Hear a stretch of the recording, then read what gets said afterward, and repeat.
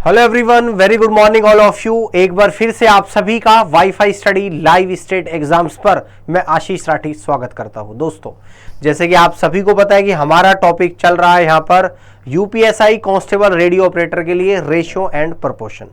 तो ratio and proportion के अभी तक के पार्ट 4 हम लोग कर चुके हैं, यानी कि 4 क्लास ले चुके हैं रेशियो की। आज 5वें नंबर की क्लास आप लोगों के होने वाली है, तो जल्दी जुड़िएगा फटाफट से और आज के सेशन की हम लोग शुरुआत करते हैं। तो सबसे पहले हम लोग ये जानेंगे कि wifi study live state exams पर कौन कौन से एग्जाम की तैयारी आप लोगों को कराई जा रही है। तो आप यहाँ पर देख सकते हो कि स्टेट के होने वाले सभी एग्जाम्स की तैयारी कराई जा रही। कौन कौन से स्टेट कवर करे जा रहे देख सकते हो। उत्तर प्रदेश है आपका, यहाँ पे कुछ ज्यादा ही मोटा नहीं कर रखा है। उत्तर प्रदेश है आपका, बिहार है, हरियाणा है, राजस्थान है, झारखंड है, एमपी और छत्तीसगढ़ में होने वाले सभी एग्जाम्स की तैयारी आपको इसी चैनल पर कराई जाती है। तो जो बच्चा नया है वो इस चैनल को सब्सक्राइब जरूर कर लीजिएगा। ठीक है दोस्त, चलिए आगे बढ़ते हैं। अब आपकी क्लास किस तरीके से चल रही है, कंप्लीट एक बार क्लास का शेड्यूल आपको बता दूं जिससे आप समय से जुड़ पाओ। सुबह आप लोगों की क्लास चलती है 6 बजे स्टैटिक जीके और 7 बजे आपकी करंट अफेयर्स। इसके बाद आपका बैच स्टार्ट होता है यूपीएसआई कांस्टेबल और रेडियो ऑपरेटर का। तो ये बैच सुबह के 8 बजे स्टार्ट होता है, जिसमें मैं खुद आपको यहाँ पर मैथ्स पढ़ा रहा हूँ। 9 बजे आपकी रीजनिंग की क्लास, 10 बजे जीके जीएस और यूपी जीके, 11 बजे होती है आपकी हिंदी की क्लास। सुबह 8 से दोपहर के 12 तक कंप्लीट बैच है आपका यूपीएसआई कांस्टेबल और रेडियो ऑपरेटर के लिए। ठीक है ना, चलो अब आगे बढ़ते हैं। 11 बजे आपकी होती है सीटेट के लिए इंग्लिश की क्लास। उसके बाद 12 बजे आपका बिहार सिविल कोर्ट और रिवेन्यू ऑफिसर का बैच स्टार्ट हो जाता है। ये फाउंडेशन बैच है, ये शुरू होता है 12 बजे। तो 12 बजे इंग्लिश स्टार्ट होती है, 1 बजे हिंदी, 2 बजे कंप्यूटर, 2:30 बजे रीजनिंग, 3 बजे जीके और करंट अफेयर्स और 3:30 बजे मैथ्स।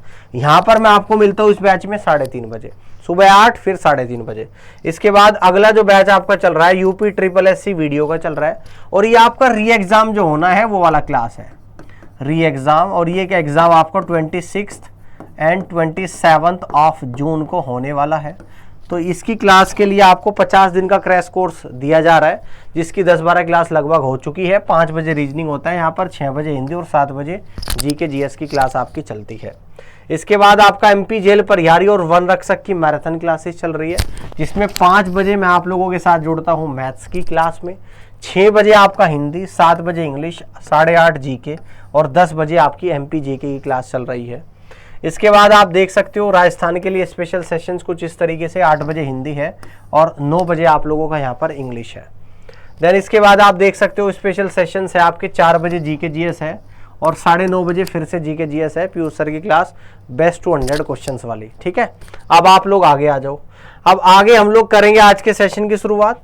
अब रेशियो एंड प्रोपोर्शन में पिछली क्लास में हमने जितने सवाल कर लिए थे उसके आगे बढ़ते हैं, है ना। अब मैं आपको दिखाता हूं कितने क्वेश्चन कर चुके हम लोग। हाँ, लगभग 54-55 क्वेश्चन हम लोग डिस्कस कर चुके हैं। हाँ, ये 54 नंबर क्वेश्चन हम लोग कर चुके थे। अब इसके बाद क्वेश्चन नंबर आया था 55, जो मैंने आपको दिया था होमवर्क के लिए। तो ये सवाल मैंने आपको होमवर्क के लिए दिया था, 55 नंबर सवाल आपको याद आ गया होगा। और इस क्वेश्चन से हम लोग आज की इस सेशन की शुरुआत करते हैं, क्वेश्चन नंबर 55 से। ठीक है ना, तो आज एक क्लास होगी, एक क्लास और होगी आपकी रेशियो एंड प्रोपोर्शन की। ठीक है, एक और क्लास आप लोगों की होगी, उसके बाद आपका रेशियो एंड प्रोपोर्शन कंप्लीट हो जाएगा। ठीक है दोस्तों, चलिए तो शुरुआत कर रहे हैं आज के सेशन का।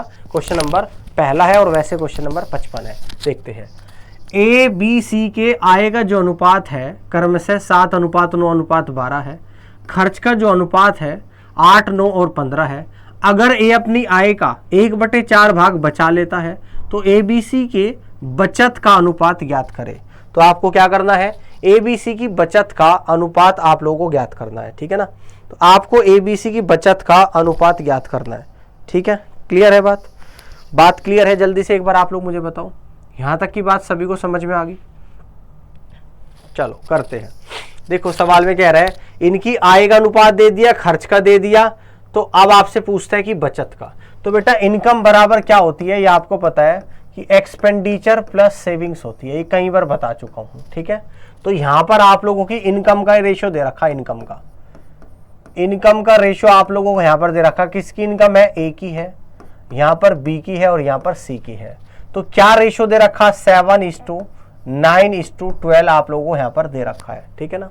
इसके बाद यहां पर खर्च का रेशो दे रखा है यानी एक्सपेंडिचर का, और ये रेशो कितना आप लोगों को यहां पर दे रखा, यानी कि ये रेशो आपको यहां पर कुछ इस तरीके से दे रखा कि बेटा ये दे रखा आपका 8:9:12 आप लोगों को यहां पर दे रखा है, 8:9:12 आप लोगों को यहां पर दे रखा है, ठीक है। समझ में आ रही है बात।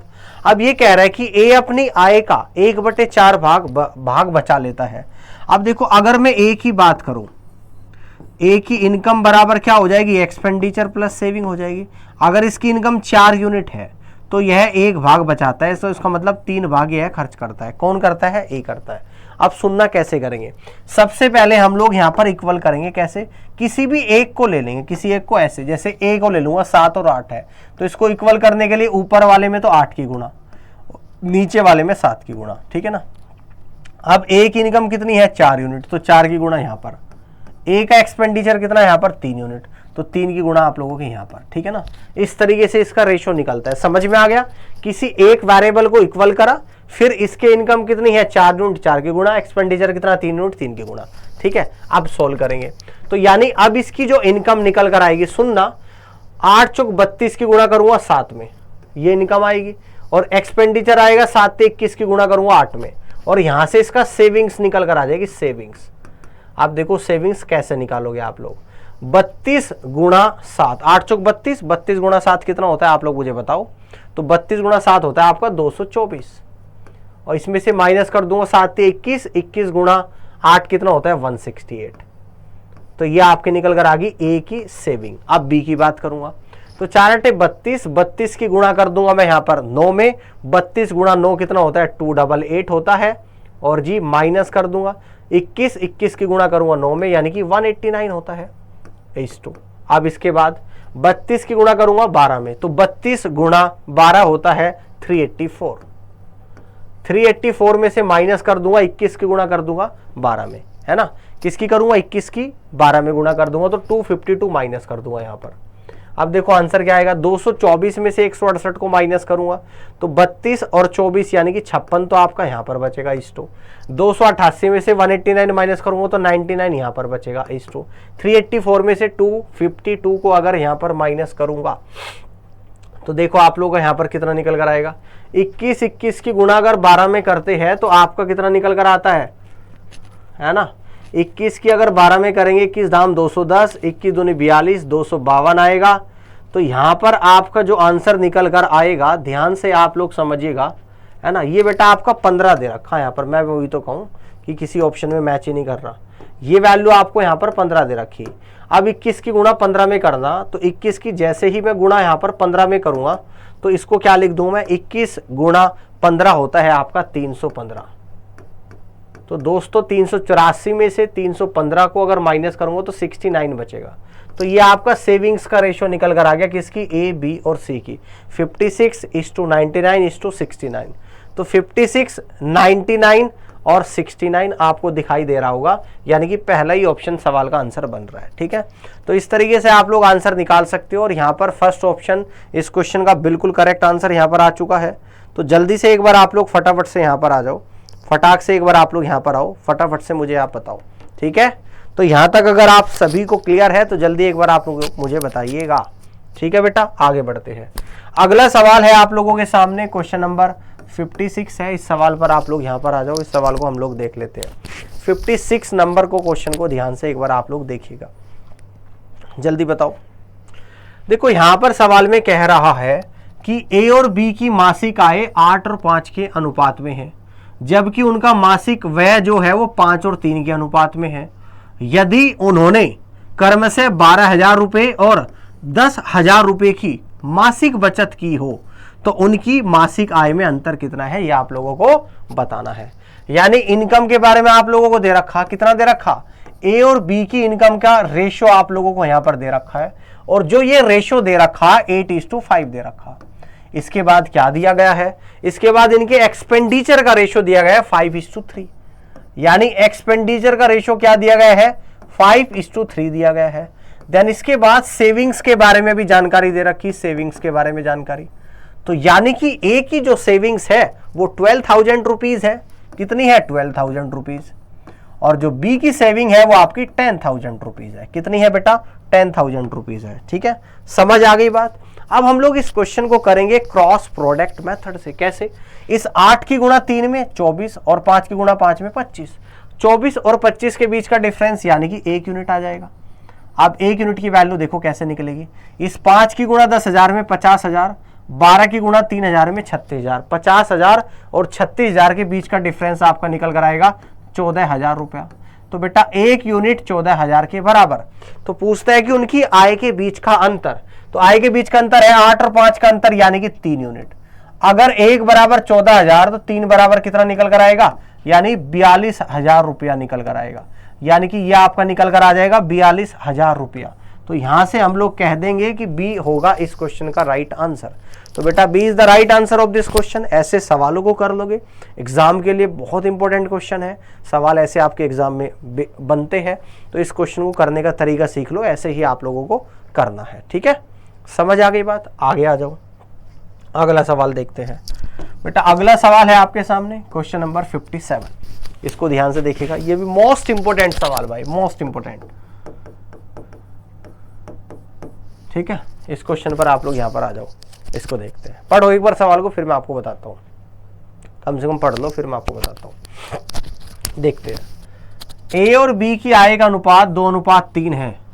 उनके व्यय का अनुपात 1:2 है।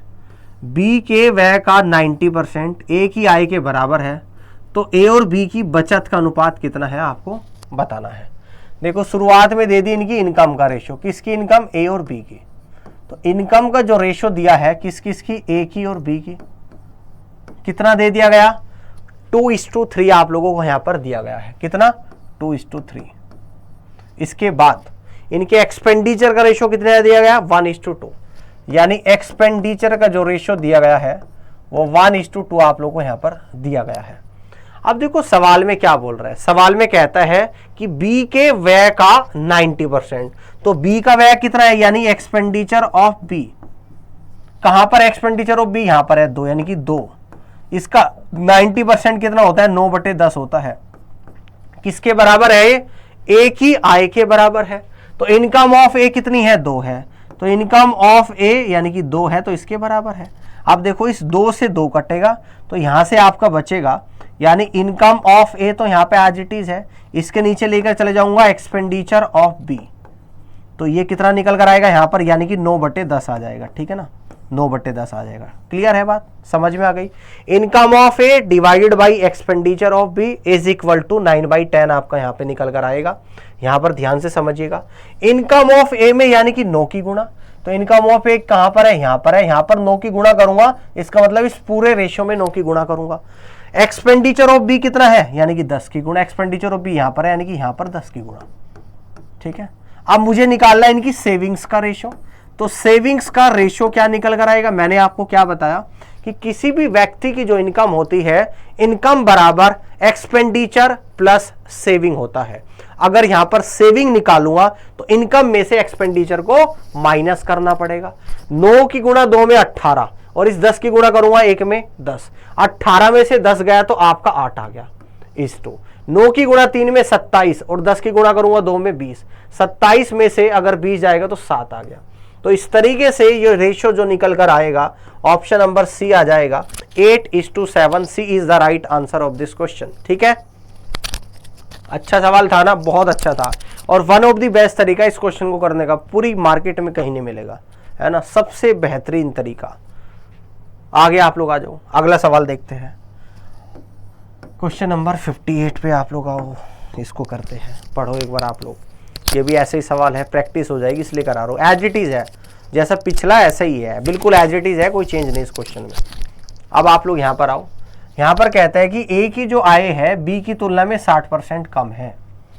ए की आय बी की तुलना में 60% का मतलब क्या होता है? ये होता है 3/5। बी की तुलना में 60% यानी कि 5 पर 3 कम है, तो इसका मतलब 2 है। तो यहां पे लिख दूंगा इनकम। तो इनकम पता कितने निकल कर आएगी? ए और बी की इनकम का जो रेशियो आएगा ना निकल कर, ये 2:5 आएगा। ठीक है ना, 5 पर 3 कम है, इसका मतलब 2 है। तो 2 ए की हो जाएगी और 5 हो जाएगी बी की। अब यहां पर क्या बोल रहे हैं? अब आगे कहता है कि और ए का जो व्यय है बी के व्यय के 60% के बराबर है। तो 60% का मतलब आपको पता ही है क्या होता है, 3/5। तो ए का जो व्यय बी के व्यय के 60% के बराबर है, ठीक है ना, बी के व्यय के 60% के बराबर है। तो ए का 3 है और बी का आपका 5 है, बी का 5 है तो ए का आपका 3 है। ये इनका एक्सपेंडिचर के बारे में जानकारी दे रखी है सवाल में, ठीक है ना। तो यहां तक की बात समझ में आ गई है। अब देखो सवाल को ध्यान से समझिएगा। अब मुझे यहां पर निकालनी पड़ेगी सेविंग्स। अब देखो, अब यहां पर कहता है कि यदि एक ही आय बी के व्यय के 70% के बराबर है तो उनके बचत का अनुपात आप लोगों को बताना है कि क्या होगा।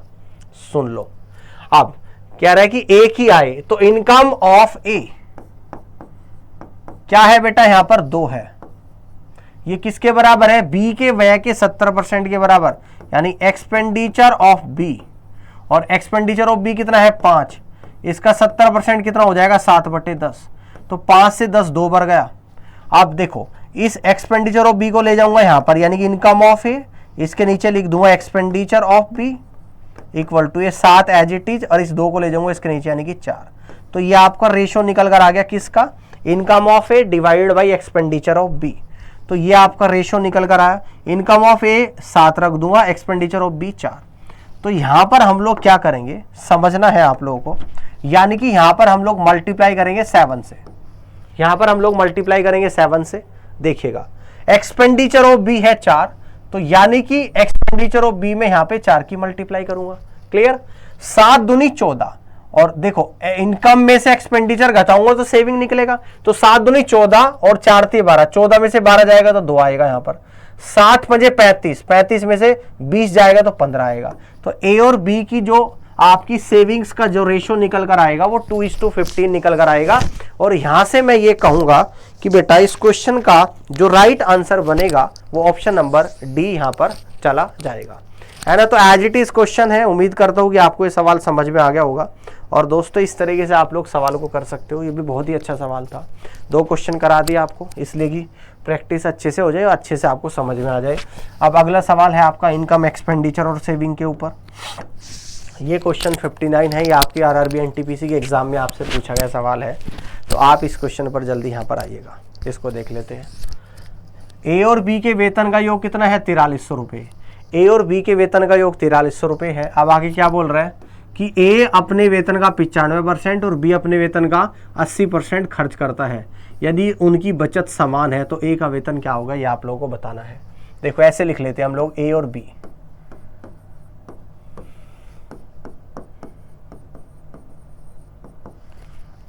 ठीक है। इनके वेतन का योग 4300 रुपये है, ठीक है। अगर मैं ये कहूं कि ए का वेतन x रुपये है तो बी का कितना होगा, 4300 माइनस x रुपये हो जाएगा, होगा नहीं होगा। अब ए अपने वेतन का 95% खर्च करता है, तो अगर एक्सपेंडिचर कितना आ जाएगा मेरे भाई, यहां पर इस x का 95% खर्च करता है, ठीक है ना। तो इसका 95% खर्च करता है, यानी कि 0.95x खर्च कर रहा है। तो यहां से हम लोग कह देंगे कि बचाएगा कितना, तो आप कहोगे सर x बचाएगा, कितना बचाएगा, 5%, यानी कि 0.5x बचा लेगा, ठीक है ना। यानी कि 0.5x यहाँ पे बचा लेगा, ठीक है। कितना बचा लेगा, या आप इसको इस तरीके से मान लो, इसको इस तरीके से आप लोग मान लो, इसको मान लो 100x, है ना। टोटल सम कितना है आपका, है ना। आप इसको ऐसे मान सकते हो, 100%, ऐसे मान सकते हो। 95 खर्च करता है और बी यानी कि अगर 100% मान लो ए का इनकम, इसकी भी 100% मान लो। ये जो ए है ये अपने इस 100 का 95% खर्च करता है, तो इसका मतलब 5% बचाएगा। जो बी है अपने इस 100% का 80% खर्च करता है, तो इसका मतलब ये 20% बचाएगा। तो ये चीज तो निकाल सकते हो ना। अब एक कंडीशन हमें दे दी कि उनकी बचत दोनों की आपस में बराबर है, तो बचत समान है, समान करनी पड़ेगी।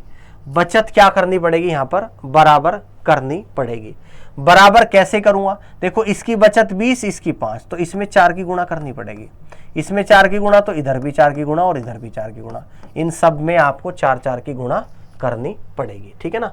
तो यहां पर इस ए का वेतन निकल जाएगा 400%, इसका 100%, ठीक है ना। इस तरीके से आपका वेतन निकल जाएगा।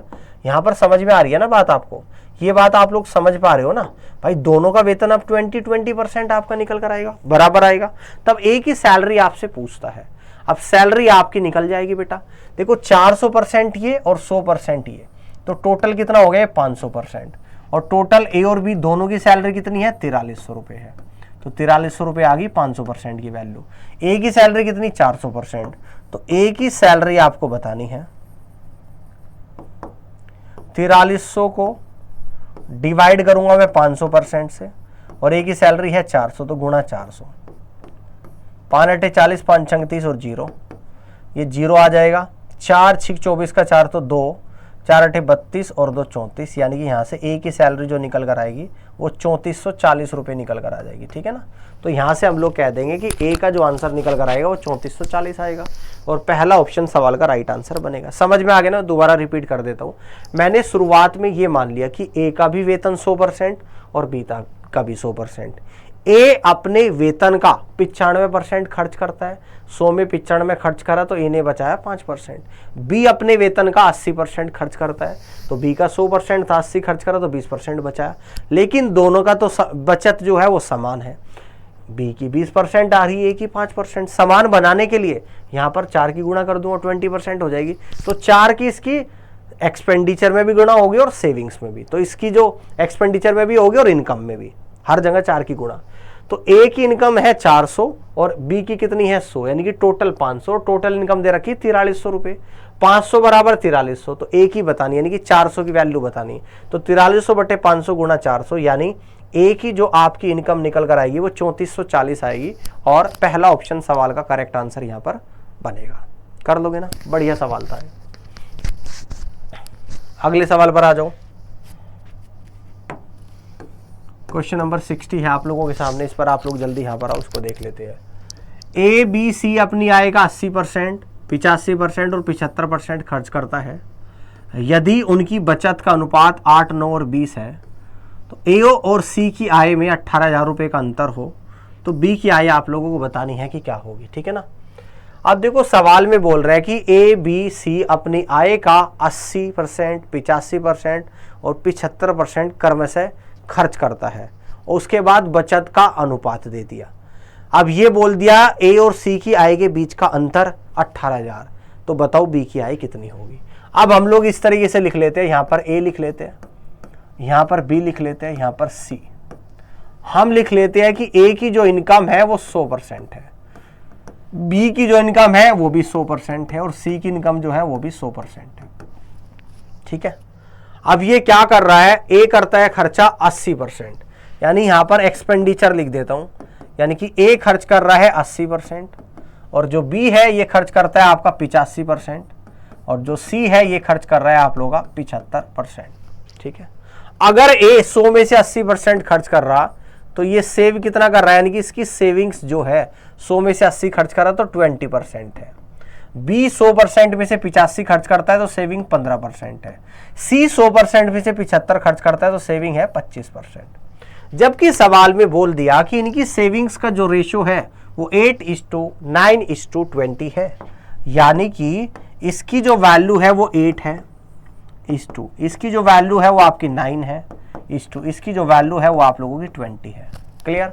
तो यहां से मैं इनकम निकाल दूंगा। अगर 20% बराबर 8 है तो बेटा 20% बराबर 8 है, तो यहां पर कह दूंगा कि 100% की वैल्यू कितनी आ जाएगी। देखो यहां पर भी 5 की गुणा, तो बेटा 8 में भी 5 की गुणा कर दूंगा तो 40 आ जाएगी इसकी इनकम, ठीक है ना। किसकी इनकम, ए की। समझ आ रही है। इसी तरीके से अगर इस 9 यूनिट की वैल्यू कितना है, या मैं इस तरीके से कहूंगा इस बात को कि 15% बराबर कितने के है, 9 के है, तो यहां से भी अगर 100% की वैल्यू निकाल लूं, यानी कि इसकी इनकम का रेशो निकाल दूंगा तो 9/15 और गुणा 100 आ जाएगा। तो 3 × 9, 3 × 5 15 और 5 से जाएगा 20 बार, तो ये आपका निकल कर आएगा 60। इसी तरीके से अगर ये 25% की वैल्यू कितनी है, 20 है, तो यहां पर भी 4 की गुणा 100% आ जाएगा, और यहां पर भी 4 की गुणा, तो ये आपका 80 आ जाएगा, ठीक है ना। तो ये 80 आएगा, ये आपका 40 आ गया। तो यहां पर इसकी इनकम यानी कि 100% की वैल्यू 40 आई, इस 100% की वैल्यू आप लोगों की 60 आई, और इस 100% की वैल्यू आप लोगों की 80 आई। ये सारा कुछ रेशो निकल कर आ गया ए बी सी की इनकम का 40:7:80। ठीक है, अब आपको यहां पर क्या दे दिया, कह रहा है कि ए और सी की आय के बीच का अंतर 18,000। तो यानी कि ए ये है और सी ये है, तो अंतर कितना है 40 यूनिट, और इस 40 यूनिट की वैल्यू कितनी दे दी 18,000 रुपए। पूछता क्या है, पूछता है कि बी की इनकम कितनी है 60 यूनिट। तो इसको 2 से कट करूंगा 20 बार जाएगा, 2 से कट करूंगा 9,000 बार। अब 3 की गुणा कर दूंगा इस 20 में, तो 30 यूनिट की वैल्यू आएगी, 9 में भी 9,000 में भी 3 की गुणा कर दूंगा 27,000 रुपए, है ना। तो यानी कि 60 यूनिट की वैल्यू आपकी निकल कर आ गई 27,000 रुपए, और 60 यूनिट क्या है, बी की इनकम है। तो इसका मतलब यहां पर जो होगी बी की इनकम वो आपकी 27,000 रुपए निकल कर आएगी। तो इस तरीके से आप लोगों को इस क्वेश्चन को करना पड़ेगा। समझ में आ गई होगी बात, ऐसे ही करना है। समझ में आएगी नहीं आई बात, जल्दी बताओ, कर लोगे ना इस तरीके से, सभी को क्लियरिटी है। अब आप लोग आगे आ जाओ अगले सवाल पर। अगला सवाल आपके सामने क्वेश्चन नंबर 61, इस पर आप लोग यहां पर आओ, इसको देख लेते हैं। क्वेश्चन नंबर 61 पर आप लोग जल्दी यहां पर आ जाओ, और जी इस सवाल को हम लोग यहां पर देख लेते हैं। चलो इसको देखते हैं। देखो यहां पर बोल रहा है कि ए और बी के पिछले साल की आय का जो अनुपात है वो 6:5 है। ए और बी के पिछले साल और वर्तमान साल के आय का जो अनुपात है वो 3:5 है इंडिविजुअल ए का, और बी का है 4:7। अब यदि इन दोनों की वर्तमान आय का योग 15,000 है, तो ए और बी की अलग अलग वर्तमान आय क्या है आप लोगों को बताना। देखो शुरुआत में दे दिया ए और बी का इकट्ठा पिछले साल की आय का अनुपात, तो यहां पे लिख दूंगा ए और यहां पे लिख दूंगा बी, यानी कि इनकी लास्ट ईयर का रेशो, लास्ट ईयर इनकम का रेशो आपको बताना है। लास्ट ईयर इनकम का रेशो आप लोगों को यहां पर बताना है। ठीक है, लास्ट ईयर इनकम का रेशो आप लोगों को बताना है।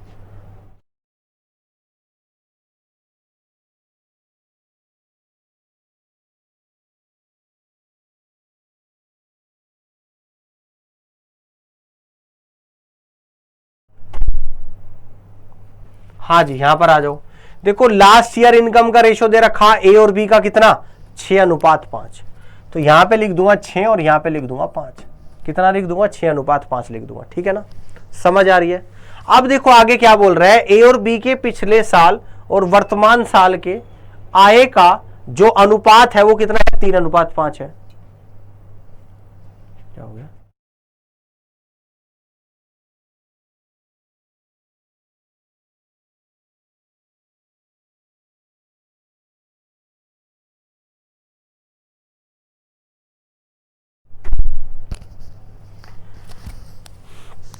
चलिए दोस्तों, इनके ए और बी की लास्ट ईयर का इनकम का रेशियो है 6:5। कितना है 6:5। ए और बी के पिछले साल और वर्तमान साल के आय का अनुपात कितना है 3:5 और 4:7।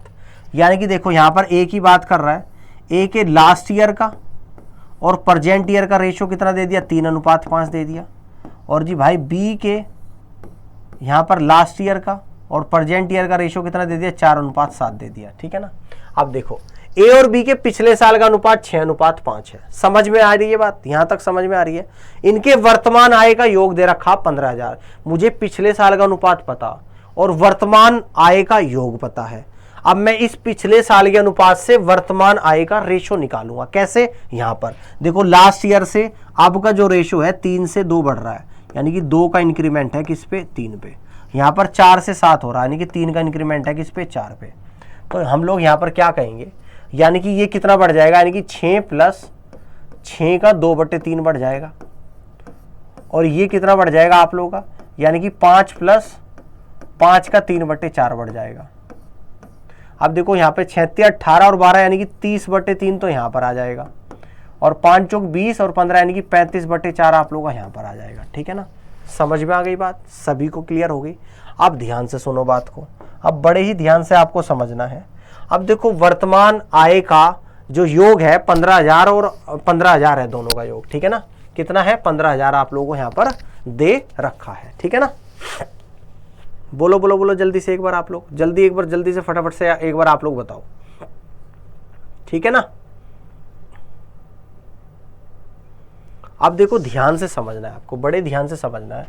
अब देखो इसको मैं क्या कर सकता हूँ, 3 से 30 जाएगा 10 बार, 5 से 10 2 बार, 5 से 35 7 बार, 2 की गुणा 2, 4 की गुणा 2 में 8:7 आ गया।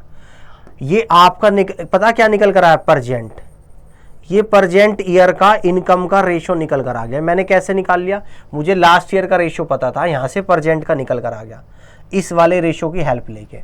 इसलिए निकाला क्योंकि मुझे परजेंट की आय का सम पता है 15,000। यहां पर सम कितना आ गया, 15 यूनिट आ गया, और इस 15 यूनिट की वैल्यू कितनी है, 15,000 रुपए है। तो 1 यूनिट की वैल्यू 1000, तो 8 यूनिट यानी 8000, 7 यूनिट यानी कि 7000। तो इस तरीके से मैं कह दूंगा कि ए की आय 8000 हो जाएगी परजेंट में, और बी की आय कितनी हो जाएगी, 7000।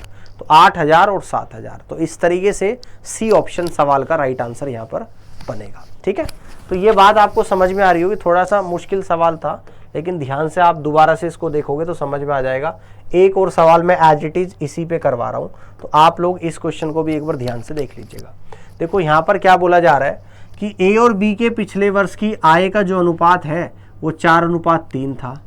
उन दोनों की पिछले वर्ष और चालू वर्ष की व्यक्तिगत आय का अनुपात 3:4 और 5:6 था। यदि चालू वर्ष के लिए उनकी कुल आय 8,04,000 है, तो बी के पिछले साल की आय बतानी है ए का। देखो पिछले साल का रेशियो बता रखा ए और बी का, ए का और बी का। लास्ट ईयर एल वाई लिख देता हूं, क्या अनुपात दे रखा आप लोगों का, यानी कि 4:3 दे रखा। अब इंडिविजुअल रेशियो इनका क्या है, पिछले और चालू वर्ष का। ए का है 3:4, ए का तो है 3:4, ठीक है ना। तो 3 पर 3 से 4 हो रहा, यानी कि 1 बढ़ रहा है किस पर, 3 पर। तो यहां पर भी क्या बढ़ा दूंगा, 4 + 4 का 1/3 भाग। अगर बी के बारे में क्या दे रखा, 5 से 6 सॉरी, बी का रेशियो क्या हो रहा है आप लोगों का, 5 से 6 हो रहा है। ये लास्ट ईयर है, ये प्रेजेंट ईयर है। तो 5 से 6 हो रहा है, यानी कि 1 बढ़ रहा किस पर, 5 पर, 1/5 हो रहा है। तो यहां पर भी 1/5 बढ़ा दूंगा, तो 3 + 3 का 1/5, ठीक है ना। तो ये तो लास्ट ईयर का था, ये यहां पर निकल कर आएगा प्रेजेंट ईयर का अनुपात। अब 3 चौक 12 और 4 16/3 यहां पर आएगा, 5 × 15 और 3 18/5 आपका यहां पर आ जाएगा, ठीक है ना। समझ में आ गई बात। 2 से 8 पर, 2 से आपका 9 पर। अब देखो 5 × 8 = 40 आ जाएगा, और 9 × 3 = 27 आएगा। तो आपका अनुपात आएगा प्रेजेंट ईयर का 40:27। अब जबकि आपको प्रेजेंट ईयर की इनकम का जो सम दे रखा 8,04,000 दे रखा, तो 40 और 27 यानी कि 67 यूनिट, और इस 67 यूनिट की जो वैल्यू है 8,04,000 रुपए के बराबर है। इससे कट करूंगा 67 से, तो एक बार चला जाएगा, 134 2 बार, यानी कि 12,000 पर चलेगा। 1 यूनिट 12,000 के बराबर। बी के पिछले साल की इनकम पूछ रहा है, तो बी की इस बार की इनकम कितनी आ गई भाई, तो आप कहोगे सर 27 × 12,000 आ गई। तो कितनी होगी आपकी ये, 27 × 12,000 बी की इस साल की इनकम आ गई। अब देखो बी की अगर बात करूंगा, पिछले साल की इनकम थी 5, इस साल की है 6, यानी इस 6 यूनिट की जो वैल्यू है,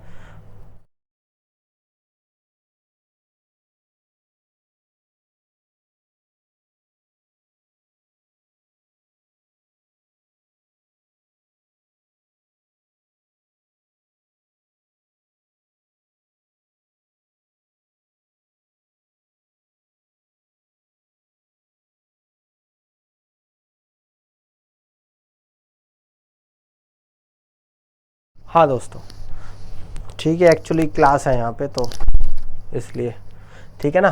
तो देखो 27 यूनिट की वैल्यू है आ गई। अब देखो बी की जो प्रेजेंट ईयर है उसकी इनकम आई कितनी, 27 × 12,000, और यहां पर लास्ट और प्रेजेंट का अनुपात 5 और 6 है।